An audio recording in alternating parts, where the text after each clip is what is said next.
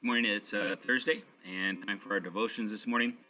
I'm looking forward to getting through the work that I've gathered together yesterday and getting organized and getting graded and getting entered in. And if you're one that's behind on work, just make sure that you're doing your regular work first to keep up with that so that you don't add to the missing assignments, and then take a little bit of extra time and do your missing assignments as well. So we're going to read today from Psalm 10, 14 through 18, Psalm 10, 14 through 18, and I'll go ahead and read. If you need to get your Bibles, you can just pause the video and go ahead and get it. We're going to read from two places, Psalm 10, 14, 18, and Isaiah 54, 4 and 5. So Psalm 10, 14 through 18 says this: Thou hast seen it, for thou beholdest mischief and spite, to requite it with thy hand. The poor committeth himself unto thee. Thou art the helper of the fatherless. Break thou the arm of the wicked and the evil man. Seek out his wickedness till thou find none. The Lord is king forever and ever. The heathen are perished out of his land. Lord, thou hast heard the desire of the humble. Thou wilt prepare their heart. Thou wilt cause thine eye to hear, to judge the fatherless and the oppressed, that the man of the earth may no more oppress. And then in Isaiah 54, verses 4 and 5 says, Fear not, for thou shalt not be ashamed, neither be thou confounded, for thou shalt not be put to shame, for thou shalt forget the shame of thy youth, and shalt not remember the reproach of thy widowhood any more. For thy Maker is thine husband, the Lord of hosts is his name, and thy Redeemer, the Holy One of Israel, the God of the whole earth shall he be called. In those last verses, it's in the book of Isaiah, it's to the nation of Israel generally, but it really does fit well for even human beings today, in the sense that it says, Thou shalt not be ashamed, neither be thou confounded, for thou shalt not be put to shame, for thou shalt forget the shame of thy youth. What is it that causes the shame in youth? And that is the idea of foolishness that's bound in hearts.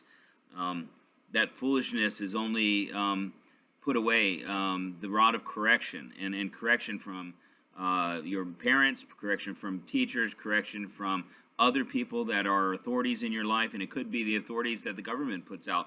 That can be used as correction. You can also be corrected by God directly, where he will use many times he uses those individuals, but sometimes he uses other things in our lives to correct us as well.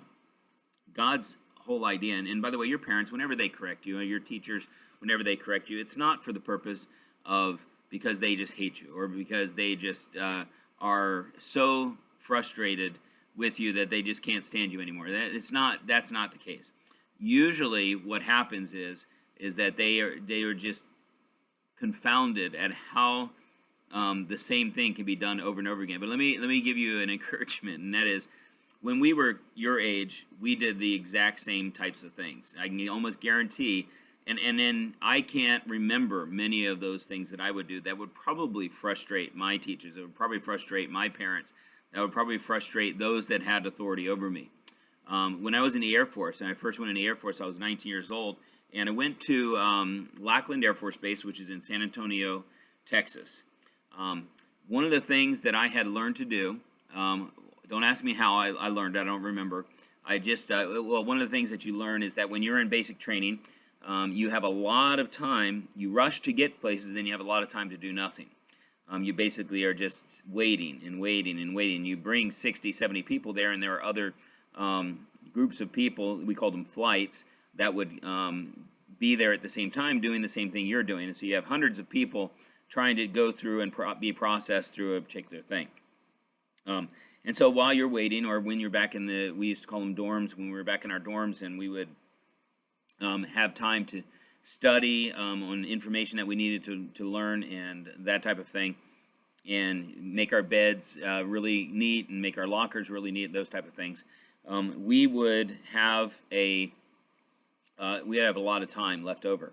And I had learned to flip. And we had like a baseball cap type of thing. It was just, we were all green, just solid green at that time. This is back in 1988, 84.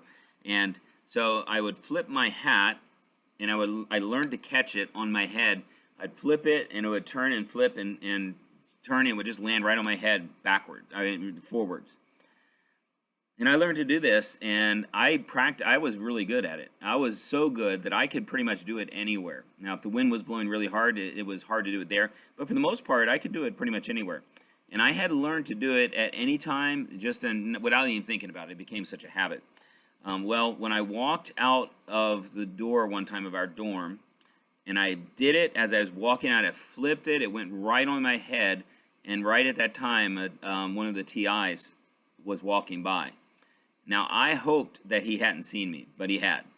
And so you see, the foolishness is bound even in a 19-year-old kid. Well, I would call a kid now. At that time, I wouldn't have thought myself that way.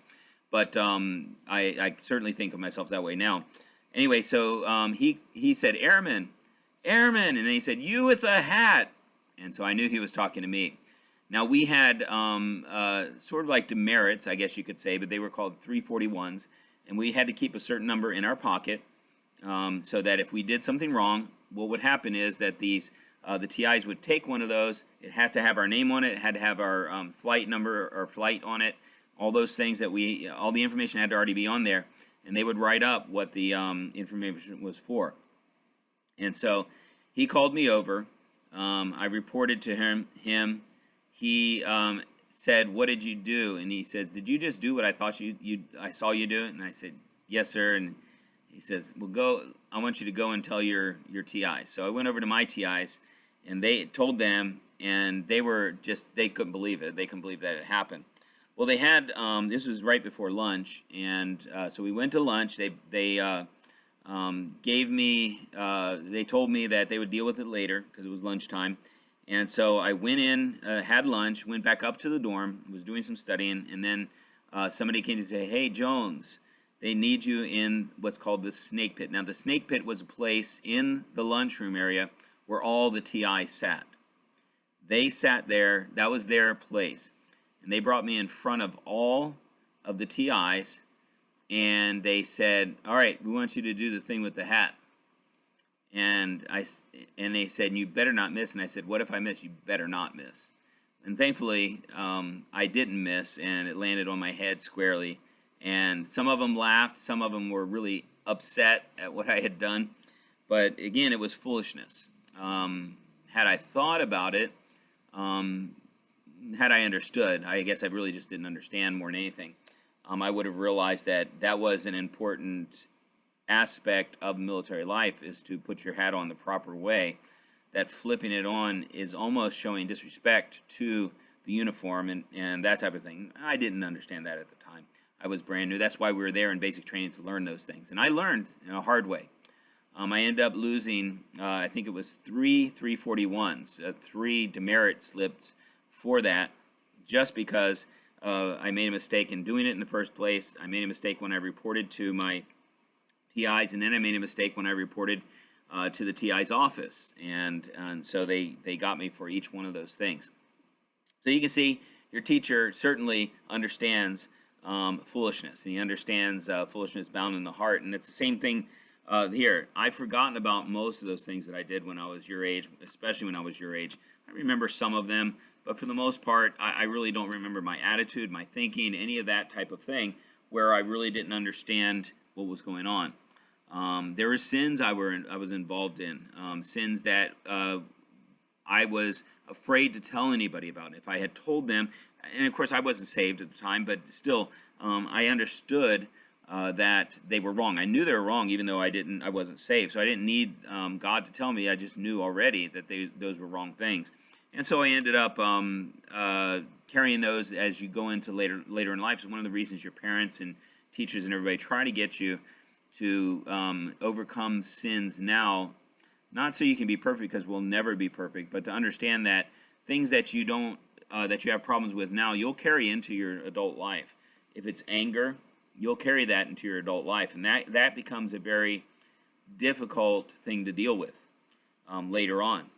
And so to learn at your age to control your anger, to deal with it, and to think properly about things when they don't go our way, that can be a very big help for you. If it has to do with a lack of self-discipline or self-control in some area of your life. And I'm not even just talking about homework. I'm talking about just the idea that you are not controlled by something else, that you control your own life. Well, if you don't learn to do it at your age now, it's going to be much more difficult as you get older. And you'll find that out, especially in the next few years as you start to go into puberty, it's called. But as your body starts changing, your brain starts changing really fast, all these things start changing quickly, and you're becoming young men and young women, and that's the way God's designed it. But it also is something that you haven't dealt with before, and it's certainly something that your parents could probably tell you that could be a very rough time. Not for everybody, but it can be a very rough time for most people. Well, let's go ahead to the story. The story is called Picking Up the Pieces. Tasha curled up on the sofa watching her green parakeet, who perched sadly in his little brass cage. Dad had given him to her just a few weeks before he had died and gone to be with Jesus, and she remembered Dad saying, "This little guy will keep you company." That is why Tasha had named him Little Guy. Now, Dad had been gone 6 months. Although Tasha had almost gotten used to the emptiness of the house, she still missed little things. Dad in his place at the table, the sound of his laugh, the way he used to tap a good night signal on her bedroom door. There was sadness in Mom's eyes, too, and Tasha knew she missed Dad a lot. But Mom had said something about picking up the pieces and going on. They had discovered some wonderful promises for widows and children as they read the Bible together each evening. "Mom, what's wrong with Little Guy?" asked Tasha. "His cage is clean and he has fresh water and seed, but he acts sick or something." Tasha sounded worried. "I haven't heard him chirp lately either," she added. Mom came in from the kitchen and studied the little bird huddled in the sunshine. "Oh, he's just molting, Tasha," she said. "Haven't you noticed all the feathers he's lost? Sometimes birds become droopy and often stop singing during this period, but he'll be all right. He just needs a little time." Mom smiled encouragingly. Then she said, "You and I are a little like that, honey. We've lost our desire to sing too, but God knows how we feel, and He has promised to take care of us. He knows we both miss Daddy very much, but He wants us to trust Him and to be happy again." "Like I want Little Guy to be happy?" Tasha's words were more of a statement than a question. She gently poked a finger into the cage, touching the soft green feathers. Little Guy cocked his head and ruffled his feathers. "Chirp," he responded softly, almost as if he understood. Times can be rough. Times can be difficult. We look at the things that are happening right now with the COVID-19, and even for an adult, trust me, even for an adult, it can be very frustrating. It can be very discouraging. And your parents are in a situation they've never been in before. They've never had to deal with having their children there all the time during school when they're supposed to be doing schoolwork and all the other things that are part of life. There's no church to go to, no way to fellowship with other people, at least not supposed to. But it's a difficult thing to deal with for your parents to deal with as well. So have a little